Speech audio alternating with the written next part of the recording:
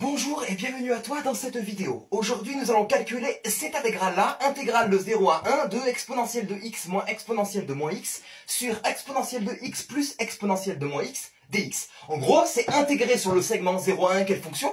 Eh ben c'est la fonction ici, tangente hyperbolique de x. Et là, une forme primitive de tangente hyperbolique de x, on la connaît, c'est le logarithme népérien du cosinus hyperbolique de x. Donc finalement, en fait, l'intégrale ici, et ben en fait c'est égal à quoi? Et ben c'est égal à la primitive de la fonction ici tangente hyperbolique de x, donc ln logarithme népérien de cosinus hyperbolique de x entre 0 et 1.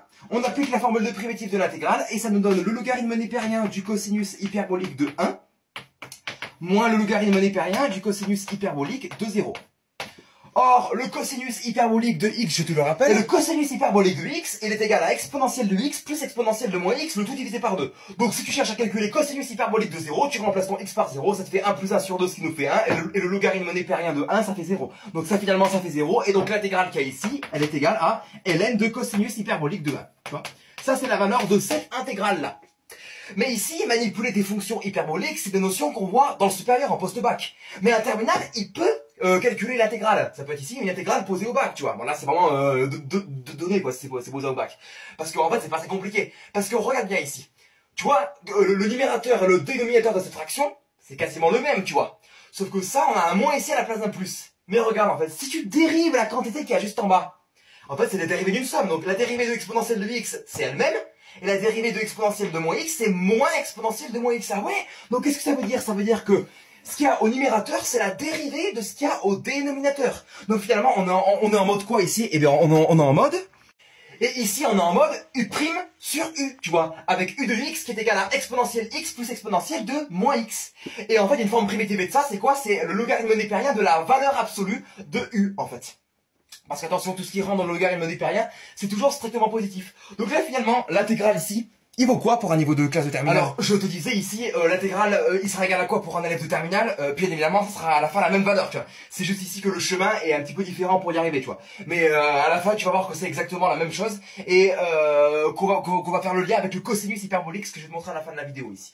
Donc ça, c'est égal à quoi si on suit ce qu'on a dit? Eh ben, c'est égal à ln de la valeur absolue de u qui vaut exponentielle de x plus exponentielle de moins x entre 0 et 1. Ici, est-ce que c'est utile de mettre des paires de valeurs absolues? Bah non, ici, parce que tu ajoutes deux exponentielles qui sont strictement positifs. Donc tout ce qui est à l'intérieur du ln est strictement positif, il n'y a pas de souci. Donc ça, c'est égal à quoi? On applique la formule de primitive de l'intégrale, ça nous fait ln de exponentielle de 1 qui nous fait e plus exponentielle ici de moins 1. Donc c'est-à-dire en l'occurrence 1 sur e. Moins ln de 1 plus 1 avec le x égale 0 et ça nous fait ln de 2 ici. Donc là finalement ça va nous faire ln de e au carré plus 1 sur e lorsqu'on met tous au même dénominateur moins ln de 2. Soit à la fin quoi? Et ben soit à la fin ln de e au carré plus 1 sur 2e. Pourquoi? Parce que ici en fait ln de a moins ln de b c'est ln de a sur b, donc le 2 ici il vient en dessous là avec les propriétés du logarithme népérien de la classe de terme également. Voilà. Et là on va faire le lien avec ici la valeur qu'on avait trouvée avec les fonctions hyperboliques dans le supérieur. On avait dit qu'à la fin c'était ln de cosinus hyperbolique de 1. Alors ln de cosinus hyperbolique de 1, ça fait quoi? Et ben c'est ln de exponentielle de 1 plus exponentielle de moins 1 sur 2, avec la formule ici du cosinus hyperbolique de x. Et donc ça va nous faire quoi? Et ben ça va nous faire ln de e plus 1 sur e, le tout divisé par 2.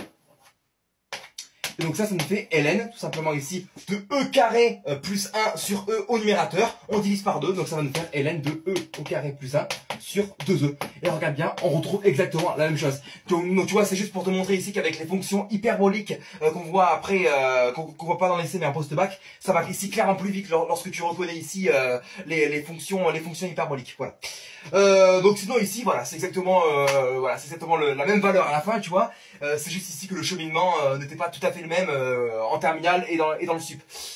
Voilà, mais en tout cas c'est une petite intégrale pour réviser ici, tu vois, la forme u' sur e, réviser la forme primitive, etc., la forme primitive, et à la fin en extraire la valeur d'une intégrale. Mais avant de te quitter, j'aimerais ici on va faire un petit point démonstration toute simple, pourquoi la dérivée de ln de cosinus hyperbolique de x, c'est égal à tangente hyperbolique de x. Et ben ici, le logarithme népérien de cosinus hyperbolique de x c'est égal à quoi? Et ben c'est égal à ln de exponentielle de x plus exponentielle de moins x sur 2, voilà. Lorsque tu dérives ça, on sait que la dérivée de ln de u, c'est u' sur u. Donc ici, ton u, c'est toute cette fonction-là. Donc là, ici, ça va te faire quoi? Et bien, u', cette fonction, donc c'est 1/2 que tu mets en facteur, fois la dérivée de exponentielle de x plus exponentielle de moins x, c'est-à-dire ici à exponentielle de x moins exponentielle de moins x. Et tu divises par ta fonction initiale u, et je vais mettre ici 1/2 de exponentielle de x plus exponentielle de moins x à la place de exponentielle de x plus exponentielle de moins x, le tout divisé par 2. Pourquoi? Parce que là, on voit clairement qu'on peut simplifier par 1/2, et il nous reste exponentielle de x moins exponentielle de moins x sur exponentielle de x plus exponentielle de moins x, et ça, c'est précisément la tangente hyperbolique de x. Voilà, un petit point de démonstration que je voulais faire ici concernant ces deux fonctions hyperboliques. Voilà, j'espère que toute cette vidéo est claire et que ça t'a plu.